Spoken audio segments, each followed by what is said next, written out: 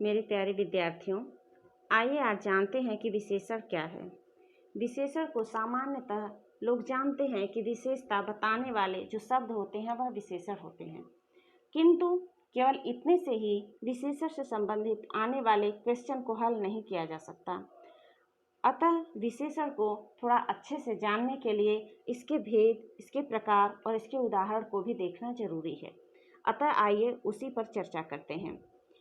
विशेषण का यहाँ पर स्पष्ट है कि जो शब्द संज्ञा या सर्वनाम की विशेषता बताते हैं उन्हें विशेषण कहते हैं।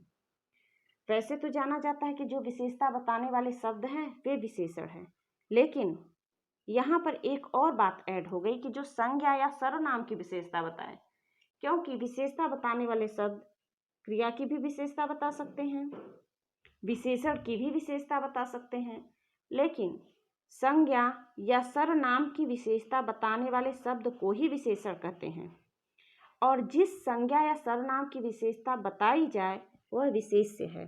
जैसे यहाँ पर स्पष्ट है उदाहरण कि राम बहुत तेज दौड़ता है, तो राम एक संज्ञा है, इसकी विशेषता या तेज शब्द जो है यह बता रहा है, तो राम संज्ञा है। और ऊपर बताया गया जो संज्ञा या सर्वनाम की विशेषता बताए, तो तेज संज्ञा राम की विशेषता बता रहा है, तो यह शब्द जो तेज शब्द है यह तो विशेषण हो गया, और जिसकी विशेषता बताता है उसे विशेष्य कहते हैं। तो राम की विशेषता बता रहा है तो राम विशेष्य हो गया।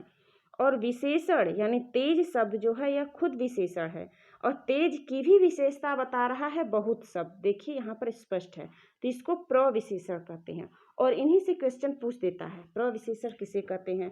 यूपी टेट में जबकि अब थोड़ा सा डीप में आने लगा है तो ये सब चीज़ें ज़्यादा पूछी जाने लगी हैं, तो इसलिए इन सबको जानना जरूरी है। आइए आगे देखते हैं। जो हमने बात बताया वही यहाँ पर स्पष्ट लिखा हुआ है, अतः आइए आगे चलते हैं।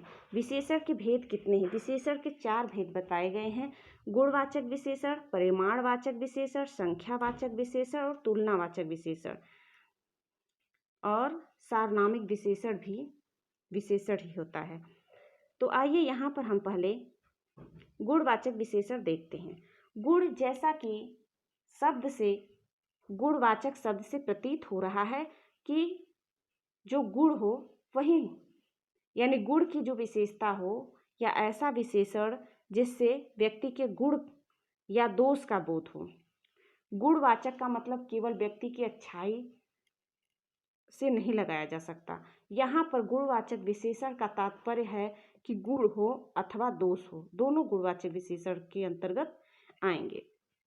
तो आइए यहाँ पर कुछ शब्द स्पष्ट है। जैसे भाव की बात करें, गुणवाचक भाव की बात करें तो देखिए स्पष्ट है। भाववाचक विशेषण में सूरवीर, कायर, बलवान, दयालु, निर्दयी, अच्छा, बुरा इत्यादि। कालवाचक विशेषण की बात करें तो अगला, पिछला, नया, पुराना इत्यादि। स्थानवाचक विशेषण देख लीजिए, ग्रामीण, शहरी, मैदानी, पहाड़ी, पंजाबी। आकार देख लीजिए, समय भी यहाँ पर स्पष्ट है। आइए नीचे देखते हैं। दशा बोधक यदि देखें तो स्वस्थ, अस्वस्थ, रोगी, निरोगी इत्यादि। और फिर रंग बोधक देख ले। देखिए ये जो रंग है, यदि पूछ दे कि पीला रंग बहुत अच्छा लगता है, तो वहाँ पर पीला रंग, पीला शब्द तो विशेषण है, लेकिन यदि पीला रंग कहा जाए तो यहाँ पर पीला विशेषण नहीं होगा। हाँ, यदि कहा जाए कि काली गाय अच्छी मानी जाती है तो यहाँ पर काली विशेषण हो जाएगी। तो ये कई शब्द स्थान के अनुसार कौन से शब्द कहाँ पर प्रयुक्त हो रहे हैं, मतलब एक तरह से परिस्थिति अनुसार जिसे कहा जाता है, वही यहाँ पर समझ लीजिए कि जैसा वाक्य बन रहा है उसके अनुसार उसको सर्वनाम या विशेषण कहा जाएगा। जैसे यदि कहा जाए कि श्याम बहुत अच्छा लड़का है, वह पढ़ने में तेज है, तो यहाँ पर श्याम के स्थान पर वह शब्द प्रयुक्त हो रहा है, अतः यहाँ पर वह सर्वनाम है। किंतु यदि कहा जाए कि वह लड़का बहुत अच्छा है, तो यहाँ पर वह शब्द लड़का की विशेषता बताने लग रहा है, और यहीं पर सार्वनामिक विशेषण हो जा रहा है। अतः विशेषण को थोड़ा और अच्छे तरीके से जानने के लिए आइए आगे बढ़ते हैं।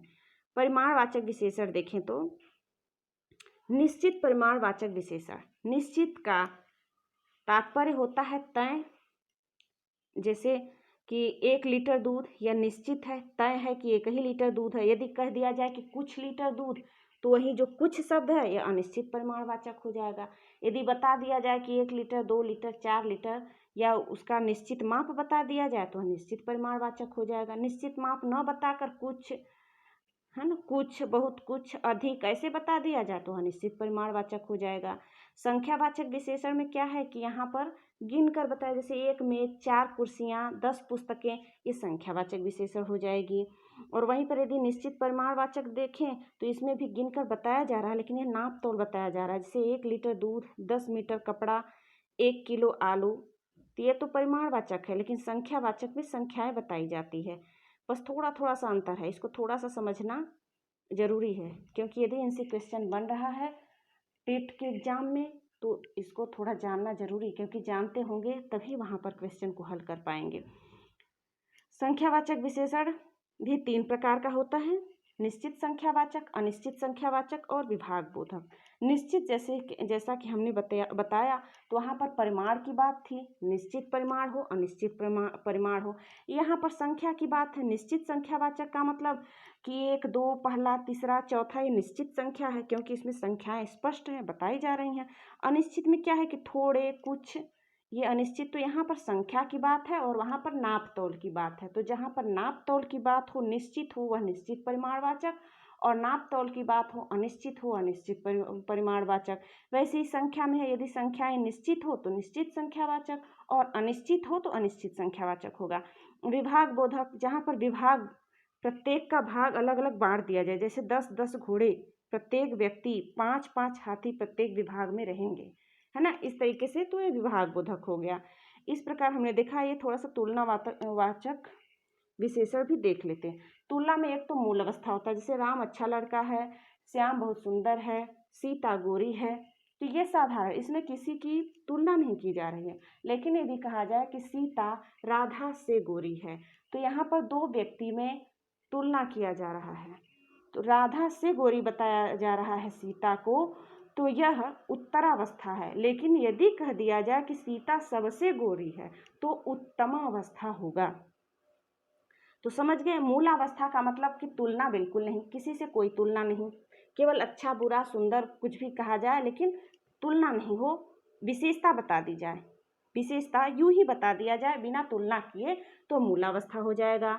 और 2 व्यक्तियों के बीच में तुलना किया जाए तो उत्तरावस्था हो गया, और यदि सबसे अच्छा कहा जाए तो उत्तमावस्था हो गया। बस इतनी सी बात है। तो ये रहा विशेषण की विशेषता। विशेषण के विषय में मुख्य सारे पॉइंट हमने यहाँ पर बता दिए हैं, और बचता है अब क्वेश्चन आंसर का सेट, तो एग्जाम नज़दीक आने पर बताऊंगी। अभी मैं सब सारे ग्रामर की यानी हिंदी व्याकरण की भूमिका सारी तैयार कर दे रही हूँ। आप लोग एक बार समझ ले, जान ले। अभी आप लोगों के पास समय है, जब एग्ज़ाम का टाइम नज़दीक आएगा तो यह सब कुछ जानते रहेंगे, तो उस समय केवल क्वेश्चन पेपर सेट को हल करेंगे और जल्दी से जल्दी ज़्यादा चीज़ें समझ में आएगी, स्पष्ट आएगी। और एक विषय यदि पूरा हो जाता है, समझ में आ जाता है अच्छे तरीके से, तो दूसरे विषय भी तो तैयार करने होंगे, क्योंकि केवल हिंदी से ही तो क्वेश्चन आएंगे नहीं। 30 नंबर का यदि हिंदी है तो 30 नंबर के बाल विकास भी होंगे, 30 नंबर की गणित भी होगी, 30 नंबर के पर्यावरण भी होंगे। अतः जितना कम समय में ज़्यादा चीज़ें बताई जाए उसको गेन कर लेना चाहिए, उसको समय रहते समझ लेना चाहिए। बस आज तक के लिए इतना ही। Okay, thank you, bye.